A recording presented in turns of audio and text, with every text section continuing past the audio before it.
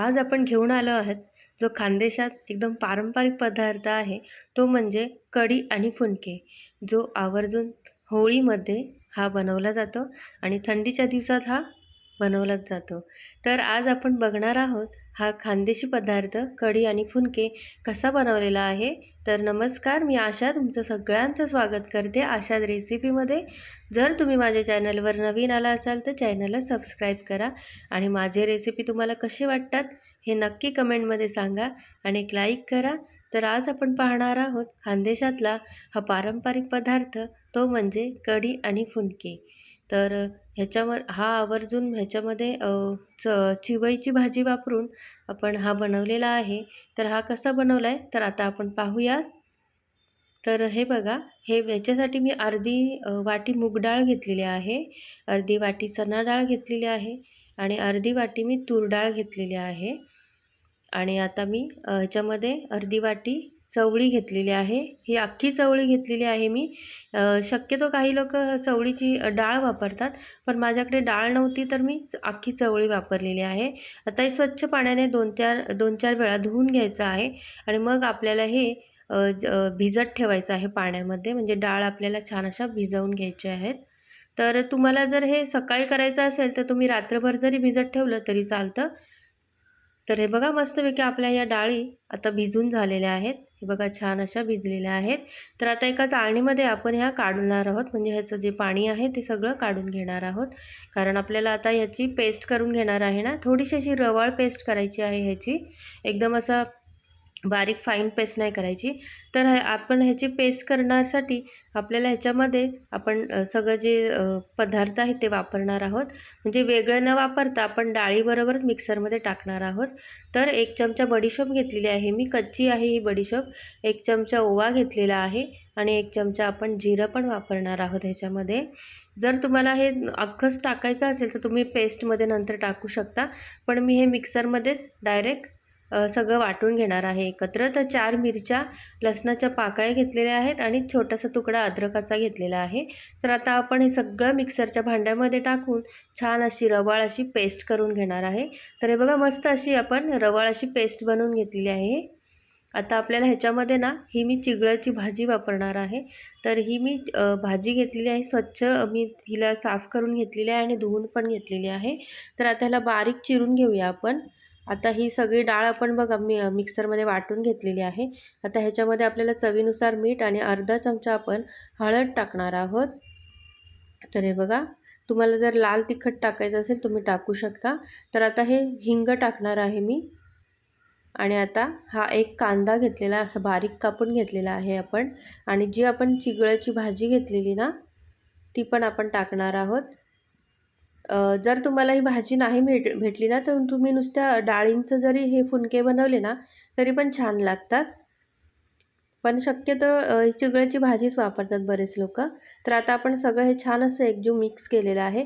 आता आपण कोथिंबीर पण टाकणार आहोत. कोथिंबीर पण भरपूर टाका, म्हणजे छान लागते चव. तर आता हे सगळं मिक्स झाल्यावर आपल्याला एका चाळणीमध्ये हे वाफवायला ठेवायचे आहेत.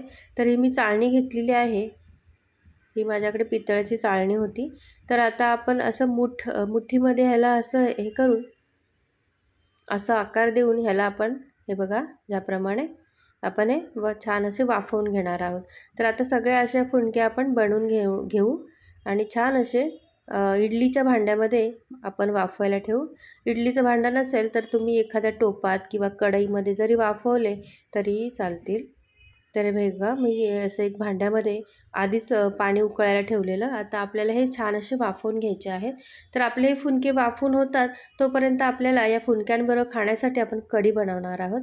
तर मी हे दही घेतलेलं आहे. दही थोडं आंबट घ्या म्हणजे कढी छान लागते. तर मी हे 3 चमचे बेसन टाकणार आहे. कढी तुम्हाला कितपत घट्ट पाहिजे त्याप्रमाणे तुम्ही बेसन वापरा. तर मी 1 वाटी दहीला 3 चमचे बेसन वापरलेलं आहे. आता हे छान बेसन आणि दही एकजीव असं मस्त मिक्स करायचं आहे. हे बघा, असं रवीने घोटून मिक्स केलेलं आहे मी. तुम्हाला कितपत पातळ पाहिजे त्याप्रमाणे तुम्ही पाणी टाकू शकता. तर आता एका कढईमध्ये आपल्याला फोडणी द्यायची आहे कढीला. तर मी हे 1 चमचा गाईचं तूप घेतलेलं आहे. आपल्याला तुपाची फोडणी द्यायची आहे. तर ह्या तुपामध्ये फोडणीमध्ये आपल्याला राई आपल्याला टाकली आहे अर्धा चमचा जिरं टाकलेलं आहे. तर जिरं छान फुललं की आपल्याला हे लसणाचे मी असे छोटे छोटे असे तुकडे केलेले तुम्ही ठेचूनही घेऊ शकता। आणि आता हे छान असं परतवलं की लगेच कढीपत्ता घेतलेला आहे मी। कढीपत्त्याचे छोटे छोटे तुकडे करायचे, म्हणजे छान असं ह्याचा अर्क आहे ना आपल्या कढीमध्ये उतरतो। तर आता हे छान मिक्स झालं की लगेच मी ही मिरचीची पेस्ट केलेली आहे। तुम्ही मिरचीचे तुकडे टाकले तरी चालतील। हे माझ्याकडे मिरचीची पेस्ट होती तीच मी वापरलेली आहे। तर आता ह्याच्यामध्ये हे हिंग टाकणार आहोत आणि फक्त हिंग टाकलं की लगेच आपण कोथिंबीर टाकणार आहोत, म्हणजे छान अशी फोडणीला सुगंध येतो कोथिंबीरीने। तर आता हे सगळे आपली कोथिंबीर बघा मस्तपैकी तयार झालेली आहे। आता आपण जे बॅटर बनवलेलं बेसन आणि दह्याचं ते आपण ह्याची फोडणी देणार आहोत।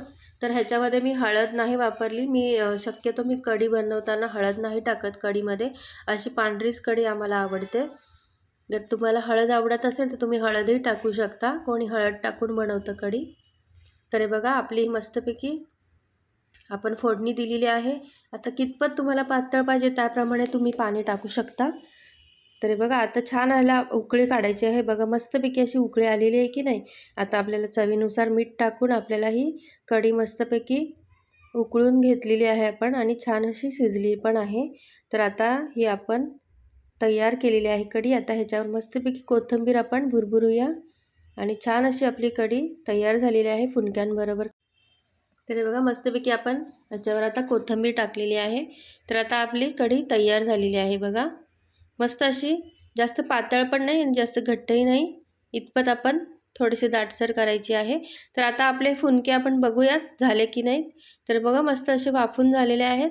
आता एका सुरीच्या साहाय्याने आपण बघणार आहोत की आतून शिजलेत की नाही। तर बघा मस्त शिजलेले आहेत, अजिबात कच्चे नाही आहेत। तर आता हे फुनके आपण एका डिशमध्ये सर्व करूया आणि कढी पण सर्व करूया। तर बघा मस्तपैकी गरमागरम कढीबरोबर फुनकी खाण्याची मजा काही औरच आहे। तुम्ही नक्की करून बघा हा पदार्थ। हा खानदेशातला एकदम पारंपरिक पदार्थ आहे, आमच्या घरात भरपूर असा आवडीने खाल्ला जातो। तर तुम्हालाही माझी रेसिपी कशी वाटली नक्की सांगा आणि व्हिडिओवर जर तुम्ही नवीन आला असाल तर चॅनलला सबस्क्राईब करा। आणि ही माझी फुनकेची रेसिपी तुम्हाला कशी वाटली नक्की सांगा आणि एक लाईक करा। तर हे बघा मस्त खमंग खुसखुशीत असे फुनके आणि कढी तयार झालेली आहे। तुमच्या सगळ्यांचे खूप खूप धन्यवाद।